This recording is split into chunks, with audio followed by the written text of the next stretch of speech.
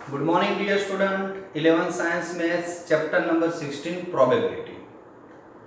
ज़्यादा डिस्कशन बाद में करते हैं, उसके पहले सबसे पहले कॉन्सेंट्रेट करते हैं। हमने लास्ट वीडियो के अंदर बेटा सम नंबर 17 कंप्लीट किया था, तो 18 से कंटिन्यू करते हैं। टोटल 4 MCQ 4 क्वेश्चन बाकी है। ओके, शायद आज खत्म कर देते हैं, तो इसी के साथ हमारा एक्सरसाइज भी खत्म हो जाए। नेक्स्ट वीडियो में नई एक्सरसाइज के ऊपर कॉन्सेंट्रेशन कर सके। तो बहुत ही इजी सम है, दो इजी है, दो में थोड़ा समझना है।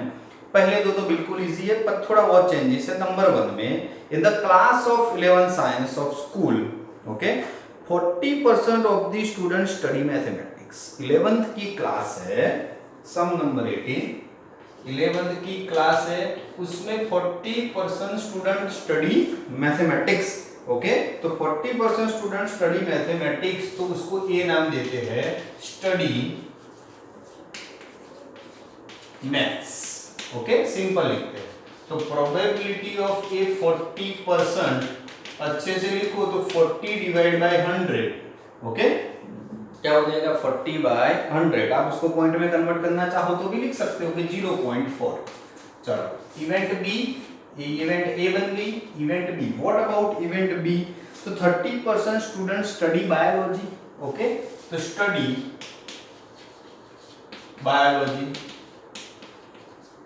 बायोलॉजी स्टडी कर रहे हैं, तो probability of B 30%, that means 30 by 100, तो 0.3। आगे की बात करें, 10% study both mathematics and biology. अब तो बोथ की बात आ गई, तो ए इंटरसेक्ट बी वो 10% हुआ। P of A intersect B 10%, तो सीधा ही लिख देते हैं कि भी 10 बाय 100, तो 0.1। समझ में आ रहा है ना, क्योंकि ये भी ऑलरेडी इवेंट हो गई है, तो अभी उसके अंदर मतलब कि कोई ज्यादा प्रॉब्लम है नहीं, सीधा ही इंटरसेक्ट भी कर सकते हैं। ढूंढना क्या है? तो probability what will be studying mathematics और बायोलॉजी, और बायोलॉजी मतलब हमें ढूंढना है P of A union B. तो इक्वेशन है P of A plus P of B minus P of A intersect B. तो पी ऑफ ए क्या? तो 0.4, पी ऑफ बी 0.3 माइनस 0.1, तो 4 प्लस 3 7 माइनस 1, तो 0.6 इज अ फाइनल आंसर। आ गया समझ में? इतना ही करना है, ज्यादा कुछ कंफ्यूजन है नहीं, सिंपल एग्जांपल था। ओके, पर अच्छे से समझना चाहिए। नंबर 19 वही एक्सप्लेनेशन वाला है, पर उसमें थोड़ा ऊपर से अलग है। तो example number 19, what about some number 19 in the intra stage that is graded system की एंट्रा स्टेज है on the basis of 2 examination, 2 examination है। The probability of random choose the student passing the first examination is 0.8। First examination pass करने की, तो उसको event A बोल देते हैं, पासिंग फर्स्ट एग्जाम। उसकी प्रोबेबिलिटी पी ऑफ ए मतलब क्या है? तो 0.8। चलो, इवेंट बी क्या बोला है कि probability of passing second examination, तो पासिंग सेकंड एग्जाम, तो उसकी probability that means P of B 0.7, 0.8 0.7 आ गया। देन आफ्टर क्या बोला है कि भाई of passing second, the probability of passing at least one of them, at least one of them, that means 1 और 1 से ज्यादा। तो मतलब ऐसा P of A union B 0.95 union दिया है, पर घुमा फिरा के दिया हुआ है। और what will be the passing the final examination, okay, अरे सॉरी, क्या बोला, what is the probability of passing both, दोनों पास होने की पॉसिबिलिटी कितनी? तो दोनों की मतलब P of A intersect B की डिमांड की हुई है। सिंपल है, A है, B है, यूनियन है, तो इंटरसेक्ट मिल ही जाएगा ना। अभी ऑलरेडी हमने आगे वाले समय यूनियन ढूंढा, उसके पहले भी बहुत बार इंटरसेक्ट यूनियन कुछ भी, क्योंकि आपके पास इक्वेशन में 1 2 3 3 केस है, तो चौथा केस मिल सकता है। इसको इधर लेके जाओ, इसको इधर लेके आओ, कोई प्रॉब्लम है नहीं, पर 3 है तो चौथा मिलेगा। तो आई होप दैट बेटा ये आप होमवर्क में कर दोगे, क्योंकि बहुत ही इजी है और समझ में आ जाए ऐसा है। कोई डाउट हो ऐसा सम है नहीं, जितना समझना था उतना मैंने ऑलरेडी आपको एक्सप्लेन कर दिया। ए इवेंट का वैल्यू ढूंढ ली, बी की ढूंढ ली, यूनियन है तो इंटरसेक्ट मिलेगा। Number 20, what about example number 20? तो 20 इज दैट, ये देखिएगा थोड़ा घुमाया हुआ है, कॉम्प्लिकेटेड नहीं है। The probability that student will passing final examination in both English and Hindi, both English and Hindi, तो चलो तो A इवेंट इंग्लिश के लिए बोल देते हैं, B इवेंट हिंदी के लिए बोल देते हैं। तो दैट मीन्स बोथ बोला है तो P ऑफ A इंटरसेक्ट भी स्टार्टिंग में ही दिया, क्या दिया है 0.5। फिर क्या बोला है probability of passing neither 0.1, neither मतलब कि P ऑफ A भी नहीं इंटरसेक्ट B भी नहीं, वो तुम्हारा 0.1। तो ये तो कुछ काम का नहीं है, A dash intersect B dash क्या काम का, थोड़ी मेहनत करके उसमें से कोई निचोड़ निकालते हैं। तो दोनों इंटरसेक्ट निकालने हो दोनों डैश निकालने के लिए मैंने आपको De Morgan theorem last video में सिखाया था। तो ऐसा कर सकते हैं A इंटरसेक्ट का यूनियन कर दो और एक डैश कर दो, हो गया। अब एक डैश भी निकालना है, ओके, तो हम क्या कर सकते हैं ऐसा 1 minus P of A union B, 1 में से माइनस कर दो तो वो भी निकल गया। अब ये ढूंढना है तो इसको पकड़ के सामने लेके जाओ, तो P of A union B सामने, तो 1 माइनस 0.1 तो आंसर 0.9, ये काम का है। इंटरसेक्ट मिला, मेहनत करके यूनियन भी मिला, और कुछ दिया है आगे पढ़ना तो बाकी है।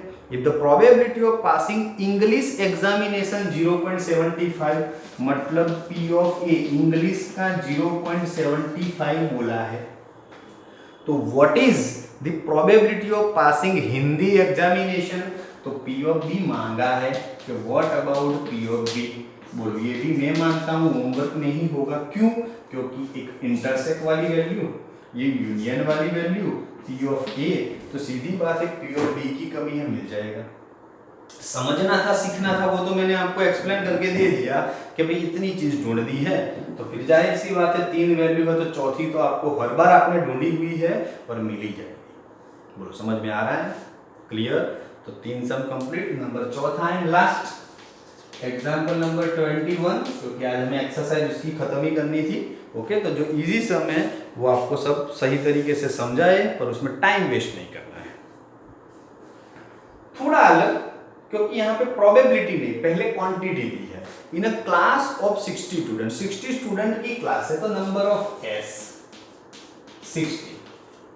फिर ऐसा बोला है कि 30 ऑप्टेड फॉर एनसीसी, तो इसको ए नाम दे दो। ए है वो एनसीसी रिप्रेजेंट करता है, तो नंबर ऑफ ए कितने? 30। चलो ठीक है। बी है वो किसको रिप्रेजेंट करता है? एनएसएस को, तो नंबर ऑफ बी कितना? तो मतलब 32 opted NSS, 24 opted both. Okay, तो सीधी बात है, तो number of A intersect B, दोनों का इंटरसेक्ट, तो कितना मतलब कि तो 24 opted. If one of the student is select random, आपको कोई रैंडमली चूज दो, तो फाइंड द प्रोबेबिलिटी। अब नीचे जो मांगा है ना उसकी प्रोबेबिलिटी मांगी है, ऊपर जो था वो नंबर था, तो नंबर को प्रोबेबिलिटी में कन्वर्ट करना हमको आता है। कैसे? क्योंकि मेरे पास यूनिवर्सल सेट एस है, तो that means now P of A, तो 30/60, P ऑफ B, तो 32/60, P of A intersect B, तो 24/60। अभी कैंसलाइज नहीं करेंगे, हो सकता है मैं भी जानता हूं कि 0 कैंसिल 1/2 आंसर आ सकता है, पर नहीं करना है। एलसीएम लेने में अच्छा रहेगा, क्योंकि 60 वरना क्या सब कुछ तहस नहस हो जाएगा। इसका 1/2 हो जाएगा, ये 15 के फॉर्म में आ जाएगा, तो फिर एलसीएम लेने में दिक्कत होगी, हमको ही प्रॉब्लम पड़ेगा फ्यूचर में। उससे बेटर कि यही रखो। 3 चीज दी हुई पर घुमा फिरा के देखो, यूनिवर्सल सेट दिया था, उसका मीनिंग आपको प्रोबेबिलिटी नहीं दी थी, अब ढूंढना है वो प्रोबेबिलिटी में ढूंढना है। तो उसमें केस नंबर 1 पहला क्या है? The student opted for NCC और एनएसएस, मतलब यूनियन मांगा है, तो P of A union B, तो जानते हैं हम equation, P of A P of B minus P of A intersect B। बोलो P ऑफ A तो 30/60, P ऑफ B 32/60 माइनस 24/60, तो 30 प्लस 32 62, 62 माइनस 24, नीचे 60 रखने का फायदा देखा, 62 minus 24, answer is there 38, 38/60 is the final answer. वो समझ में आ गया? कैंसिल करना है तो कर सकते हो, वरना कोई जरूरत नहीं है, 2 से करोगे तो 19/30। क्लियर? ओके, चलो दूसरा, उसी के अंदर 3 केसेस है। नंबर 2 क्या है? बात वही, एक ही इक्वेशन पे घूम फिर के चलना है। The student has opted neither NCC nor NSS. Neither NCC nor NSS मतलब दोनों में से एक भी नहीं, तो ऐसा A dash intersect B dash, दो इंटरसेक्ट निकालने हैं, तो P of A union B का होल डैश भी निकालना है, तो P of A union B, तो 1 माइनस 19/30। अगर मैं 30 एलसीएम ले लूं तो 30 माइनस 90, तो 11/30, 11/30। तो यही मेथड से हमने ढूंढा, तो बोलो ए डैश इंटरसेक्ट बी डैश भी हमको मिल गया, सिंपल है। तीसरा छोटा सा नया केस क्या है? The student has obtain NSS but not NCC. Obtain NSS वो है, तो ऐसा बोला कि पी ऑफ बी है बट ए डैश ए नहीं है, तो जब ऐसी कंडीशन आए तो विदाउट डैश वाला कौन है? तो बी, तो बी में से पूरा का पूरा intersect minus A intersect B, तो what about P of B 32/60 minus P of A intersect B, तो हमने ढूंढा होगा कि यस दिया हुआ है 24/60, 32 में से 24, तो 8/60 कैंसिल करोगे 4 से, तो 2 और यहाँ पे 15, तो this answer is that 2/15, this is the final answer. बोलो आ गया बेटा समझ में अच्छी तरीके से? चारों के चारों सम थे, एक ही चीज के ऊपर थे, कोई ज्यादा कॉम्प्लिकेटेड और कोई कंफ्यूजन नहीं है, पर फिर भी थोड़ा ध्यान देना जरूरी है। रिवाइज करवाता हूँ एक बार। तो नंबर 18 क्या है? ए दिया है, बी दिया है, ए इंटरसेक्ट बी है तो यूनियन मिलेगा। नंबर 19 में ए है, बी है, यूनियन है तो इंटरसेक्ट मिलेगा। नंबर 20 में ए है पर सीधा पहले इंटरसेक्ट दिया है, फिर दोनों डैश वाले थे उसमें से मैंने यूनियन ढूंढा, फिर ए दिया है तो बी मिलेगा। तीनों में अलग अलग थी, एक में यूनियन था, नंबर 18 में ढूंढा, नंबर 19 में इंटरसेक्ट था ढूंढा, नंबर 20 में बी था तो वो भी मिल जाएगा, इक्वेशन वही का वही। नंबर 20 में क्या?